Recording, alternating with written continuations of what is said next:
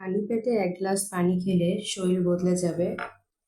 তো আমি এখানে কুসুম গরম পানি নিয়েছি। প্রতিদিন সকালে আমি যেভাবে খাই, এখানে কুসুম গরম পানিতে কয়েক ফোঁটা লেবুর রস দিয়ে দিয়েছি। দেন এখানে মধু আছে, আমি এখান থেকে 1 চামচ মধু অ্যাড করে নেব।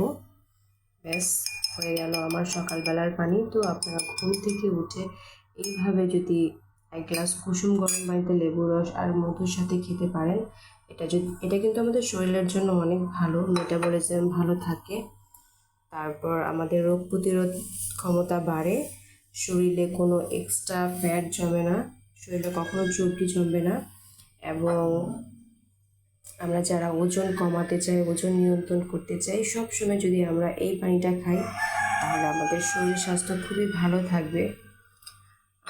আর এখানে আমি নিয়েছি কিশমিশ পানি, সারা রাত আমি ভিজিয়ে রেখেছিলাম কিশমিশ, তো সেই পানিটা আমি নিয়েছি, এটা অল্প খালি পেটে খাবো।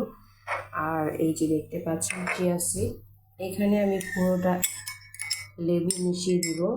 একটা লেবু যে দেখতেই পাচ্ছেন, এখানে অনেকগুলো আমি লেবু কেটে রেখেছি, এখান থেকে 2-3 পিস লেবু আমি এটাতে দিয়ে দিব। দেন আমার চিয়া সিড পানিটা রেডি হয়ে যাবে। চিয়া সিড কিন্তু আমাদের শরীরের জন্য অনেক ভালো, এতে রয়েছে প্রচুর পরিমাণে ক্যালসিয়াম। চিয়া সিড হচ্ছে সুপার ফুড।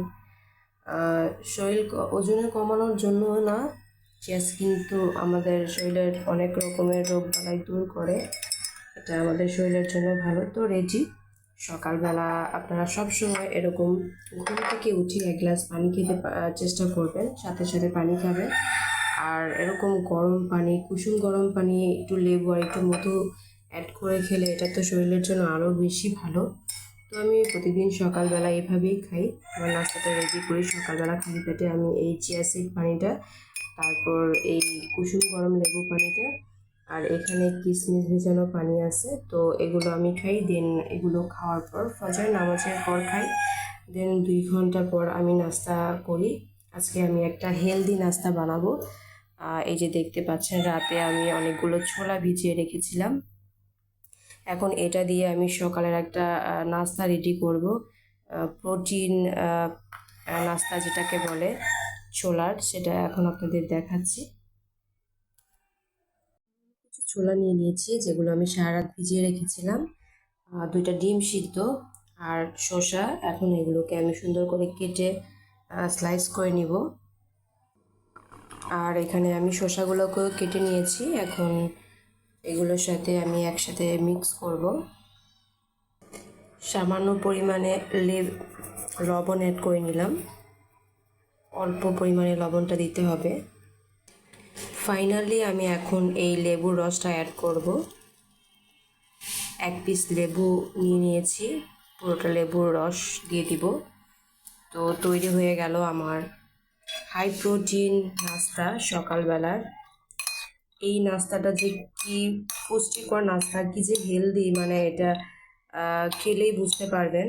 প্রচুর পরিমাণে এনার্জেটিক একটা নাস্তা। ছোলা, এই যে ছোলা দেখতে পাচ্ছেন, ছোলার মধ্যে প্রচুর পরিমাণে এনার্জি রয়েছে।